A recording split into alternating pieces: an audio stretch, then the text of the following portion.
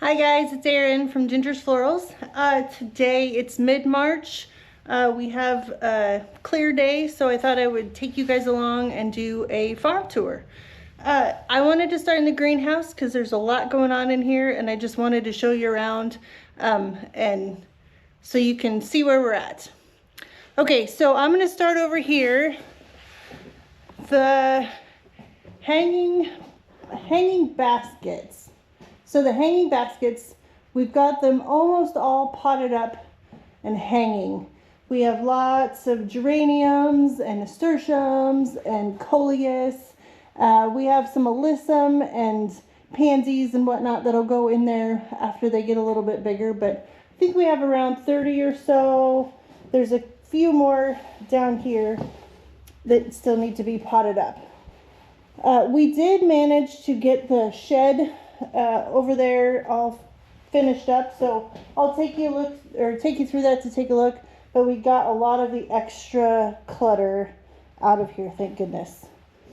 Okay, so back to the plants. This top shelf, that's our normal. We just have extra house plants in here that we like to have. Let's see, we've got, I don't know if you can see these tiny little seedlings. We have lots of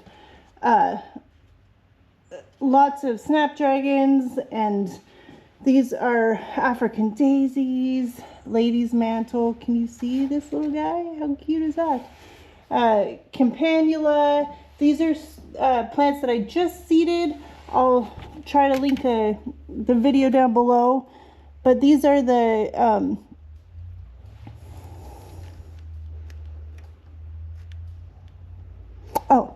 these are the rudbeckias, and oh look, these guys, those are bells of Ireland. We have lots of rose campion. These are the eucalyptus, lots of those little babies. The lighting, sorry, it's kind of weird. It's purple. Well, it's red and blue spectrum lighting. These are the violas that'll go in the hanging baskets. We have some more violas and snapdragons. Echinacea. These guys are doing good. Yeah, these are all the little babies. And as they get grown up in here, they will transition over to our benches. So, starting here, this is the rose campion. I need to thin this. Maybe I'll take you guys along. We have some of the tiniest, can you see that? Tiniest Lysianthus I have ever grown. It always takes a long time. It struggles. I keep trying every year, but I'm not the best at it. My lupin, those guys are super happy. Lupin are perennial here, so I'm going to get them out into the garden not too long from now. If you wonder what all these little yellow things are, they're sticky traps for fungus gnats, because we're having a bit of an issue. I did buy some mosquito bits so I can try and take care of it. We'll see. I did that last year. It worked pretty well, but I don't know. Okay, back to, we have nasturtium. These are the Alaska. They have these really pretty variegated leaves. More geraniums.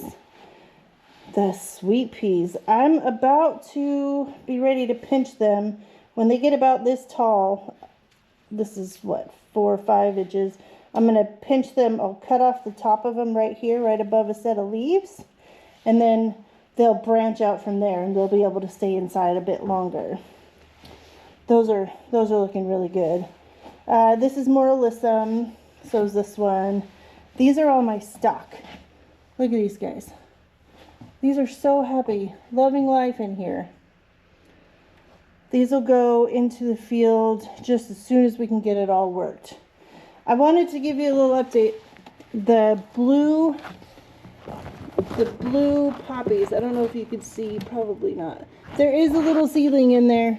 I actually managed to get two of them actually to germinate, and I am so excited. Last year, the 2 years before I tried, did not work. These are all my scented geraniums. We have a whole bunch of them. Chocolate geraniums, and some cuttings that I took off my chrysanthemums. These are all coleus. They look funny under that light, but these are super happy. They're growing beautifully. I can't wait for them to keep getting bigger. I am going to put a bunch of these out in my fields and use them as cut flower foliage. So hopefully they do well. We need a lot of heat for them to do well around here. And we have some more scented geraniums. And then the last thing to show you guys is our lemon and lime trees. We do keep the chicken food in here. This poor thing, it's been on here for a long time. It's getting ready to bloom, but my lemon just isn't ripening. It's been a lot of years. We've tried and tried and tried. We've had these two trees, the lemon and a lime, for years, and you get one lemon on there or a lime and it never fully ripens, but they're still fun to have. And we always put them in the greenhouse during the winter and then put them out for the summer when they get lots of heat. But I have to do the pollinating when they're in here for the winter, because they bloom now. You can see all these buds. They'll bloom now, and then there's no pollinators in here to help them out. So I'll do that. Maybe I'll show you guys how we do that. Okay, so okay, so that's the greenhouse. It's a quick tour. There's not as much going on over the next few weeks, so we'll be starting a whole lot of seeds, and this room is going to fill up completely. So we'll do separate tours of just the greenhouse when that happens. Okay, I'm going to take you guys outside now. Hi, Winston. You going to come with me? Yeah. Hi, buddy. Okay, I wanted to start over here in the ranunculus and anemone patch. Couple of reasons. First is the most exciting, at least to me right now, is that the anemone are blooming. Check this out. And they will just keep blooming all throughout the spring. I did just post a video of I cut the first of the anemone and some hellebores and some other things, and I made the first arrangement for 2024. It's so exciting. It's really weird because the weather's been so warm. It's an El Nino year, so it's been super mild. Aside from that couple weeks of bitter cold that we had, I think it was December or January, and everything out here is ahead of schedule, like a month ahead of schedule. We don't normally have all these blooms until the beginning of March, and they're going for it. Nothing's gonna stop them at this point. So yeah, all of these, just to show you, I have 4 rows right now. There's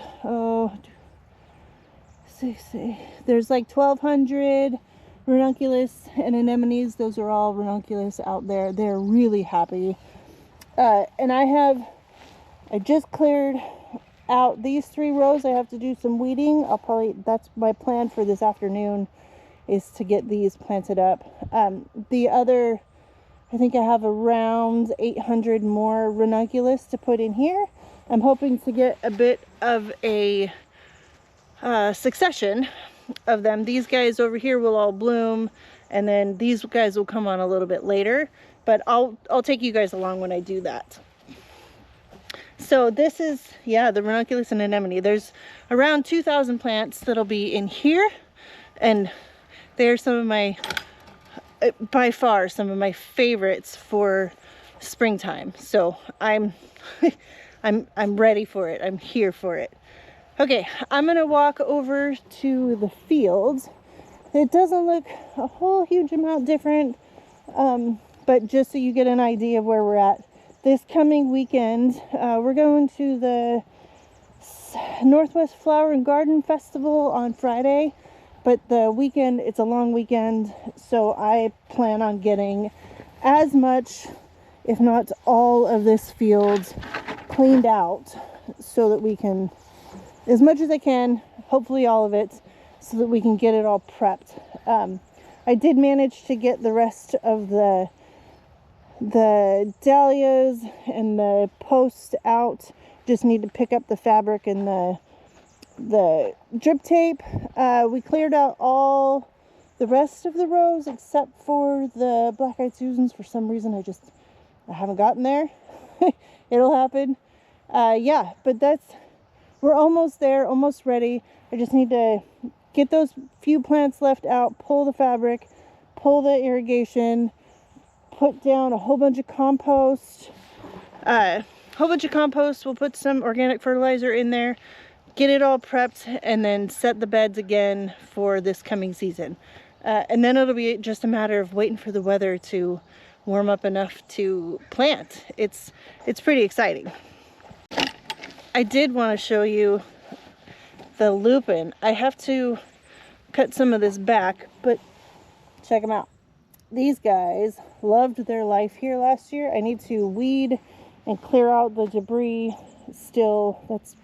That's all part for the weekend, but that's encouraging that they're already that big. That just means that we'll have earlier blooms for some of those spring bouquets. Okay, I wanted to show you the last bit. I wanted to show you the new shed. I'm calling it the Taj shed. It's a really nice storage spot for all of our gear, all the farm stuff. We have a lot more than you would think, but there's a lot, and now we have space for it. Check it out. John just finished it. I do intend to paint it black. I'll show you up close some of all the windows are vintage. We went to an auction up the street from us a few years ago, and we collected a bunch of old windows, and aren't they just the coolest? So I think that if they're black, if everything else around it is black, they'll stand out. You'll have to tell me what you think. Yeah, so quick, not real exciting. It's just, you know, some shelves and some windows. It's a good place to work this big deck out here in the summertime. This will stay in the full shade.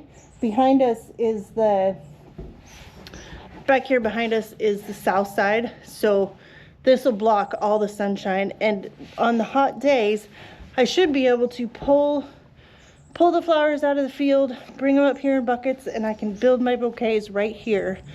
And before I talk to you guys, we were planning on building a cooler right here, but I think we've decided that instead of building a whole new building, we have a shed up by the front of the house that we just simply don't use a whole lot.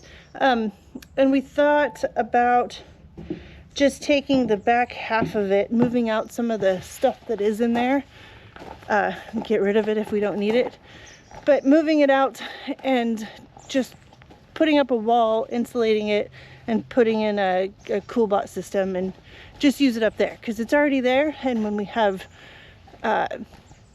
wholesale orders to go out, it's right by the driveway. It'll be a lot easier to deal with rather than all the way down here, because aside from the occasional quad run, we're not going to have vehicles running back and forth back here. Okay, so the next garden I wanted to show you guys is the shade garden over here, our St. Francis garden.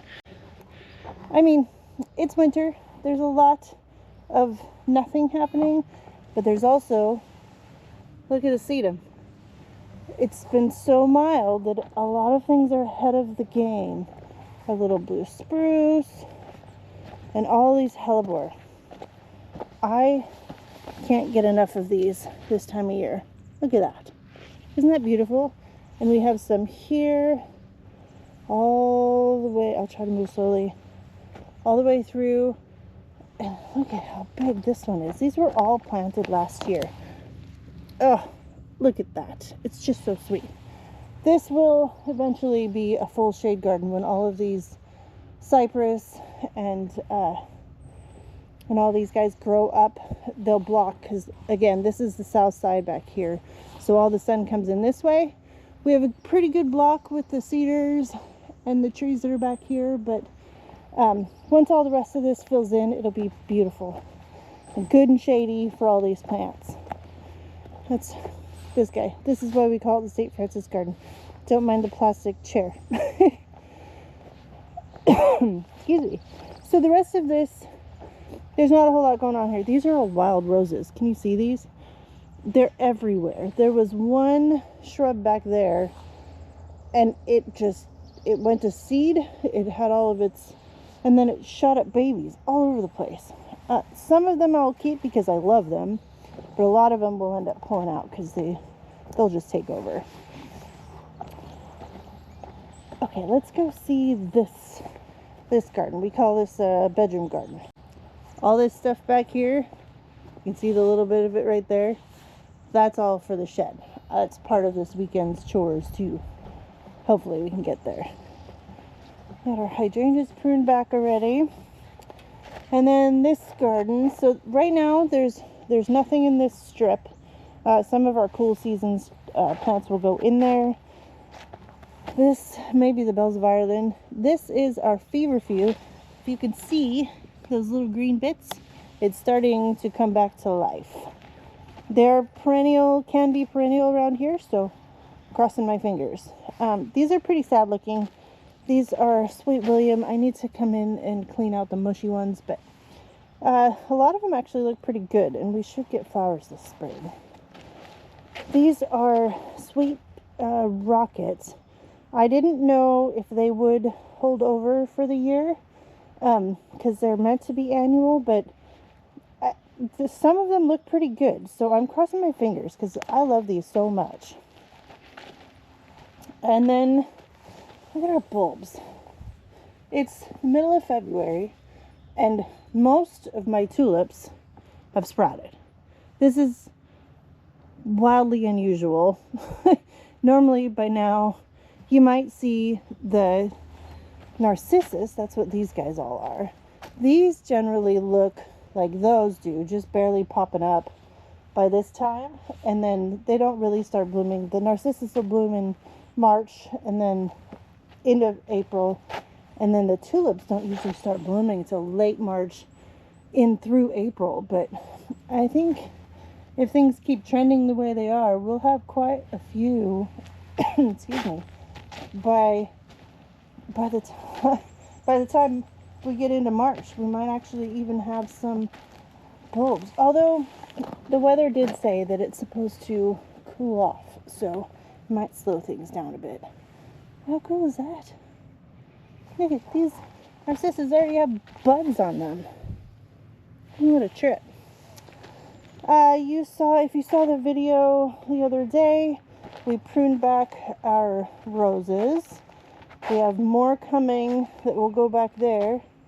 And it appears that when I cleaned out this bed, I missed a bunch of daffodils. So those guys will bloom here this year, and then I'll move them again maybe this summer or this fall.